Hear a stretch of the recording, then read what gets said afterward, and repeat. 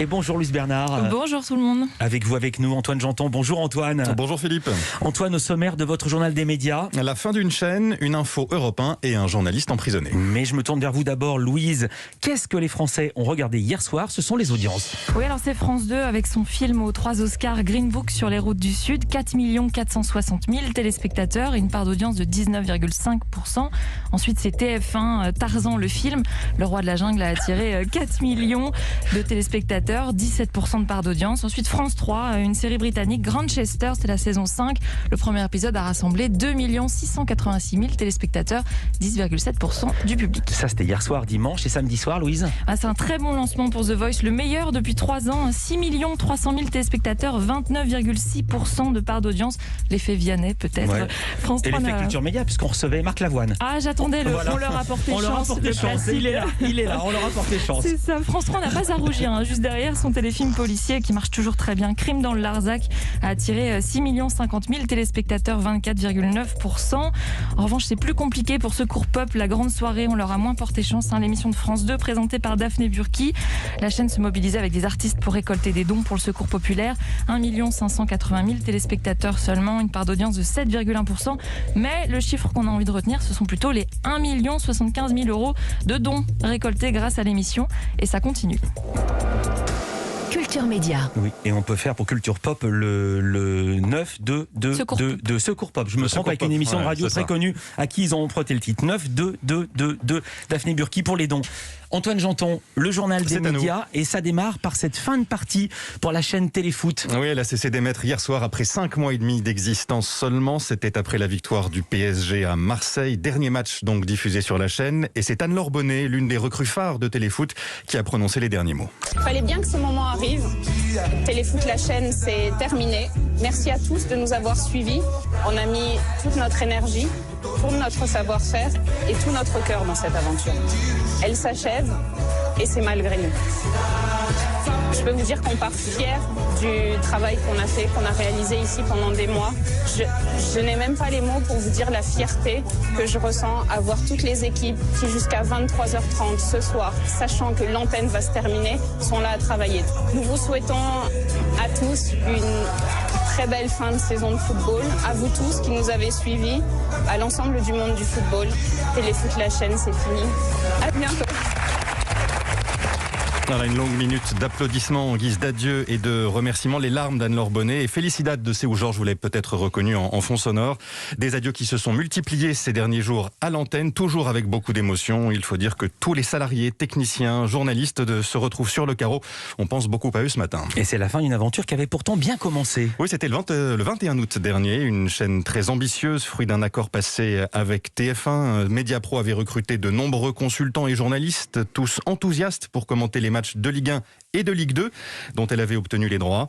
Mais la suite, on la connaît. Dès octobre, Mediapro n'est plus en mesure de payer ses droits. En décembre, le couperet tombe. La chaîne Téléfoot va s'arrêter. Les salariés continuent malgré tout de travailler le temps que la justice valide le retrait de Mediapro et que la Ligue de football professionnel trouve enfin un nouveau diffuseur. On vous en a longuement parlé la semaine dernière. Ce nouveau diffuseur, c'est Canal+. Canal+, encore avec une information Europe 1 qui concerne cette fois la nouvelle série de la chaîne cryptée. Paris Police 1900, c'est son titre. C'est un polar historique sur fond de thriller politique. Son producteur Emmanuel Dossé travaille déjà sur les 3 prochaines saisons, alors que la première n'est même pas encore à l'antenne. Ah oui. Elle est diffusée à partir de ce soir sur Canal. Ces 8 épisodes sont aussi disponibles sur mycanal.fr. Emmanuel Dossé a déjà tous les thèmes et toutes les époques en tête. Il l'a dit à Eva Rock dans le podcast Seriland.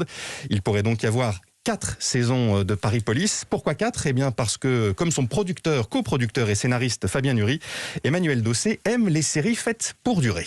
L'intérêt de faire des séries, le domaine dans lequel les séries sont supérieures au cinéma, c'est dans leur rapport au temps. Toutes les séries qui m'ont marqué, qui ont marqué, je crois, l'histoire récente ou ancienne de la télévision, ont duré plusieurs saisons. Dès le départ, avec Fabien, il y a la volonté, mais c'est aussi la volonté de Canal+. J'imagine. De créer une série qui puisse durer.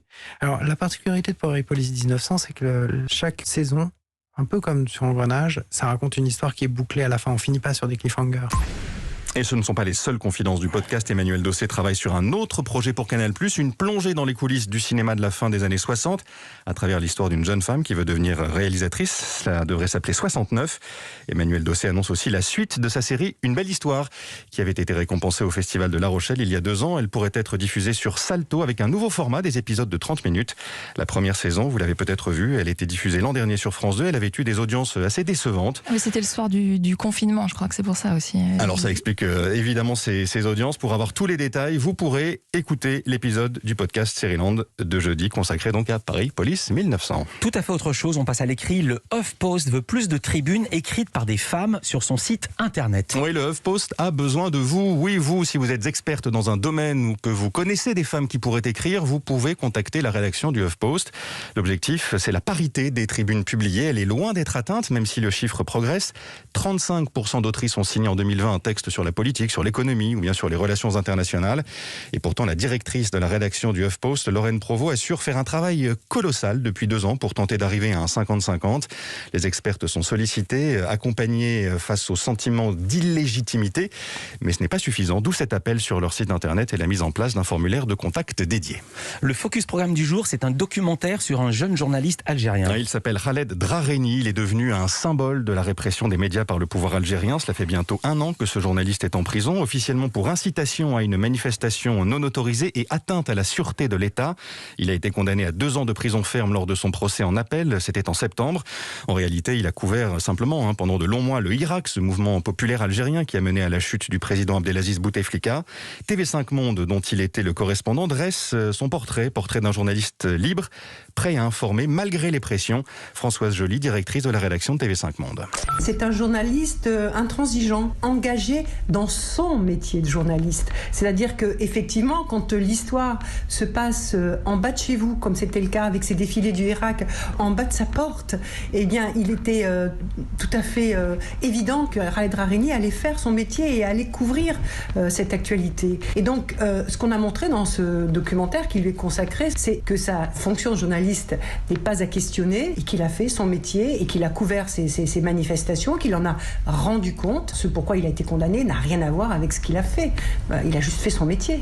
Un journaliste dont on découvre le parcours et la liberté de ton à travers des archives, des témoignages de consoeurs et de confrères. Un plaidoyer pour la liberté d'expression alors que la Cour suprême algérienne examinera son pourvoi en cassation à la fin du mois.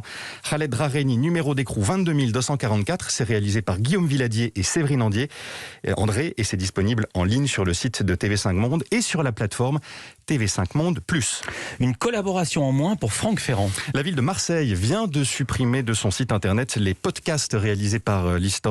Pas un problème de contenu selon elle, mais plutôt de personnes. La municipalité, dirigée désormais par la gauche, refuse de travailler avec Franck Ferrand maintenant qu'il a rejoint CNews et Valeurs Actuelles. Jean-Marc Coppola, l'adjoint chargé de la culture, lui reproche de porter des valeurs qui divisent selon ses mots et des dérives également. Réponse de Franck Ferrand, l'amplitude d'esprit se restreint. Il précise au site Mars Actu qu'il n'y avait pas de dimension politique dans cette série de podcasts.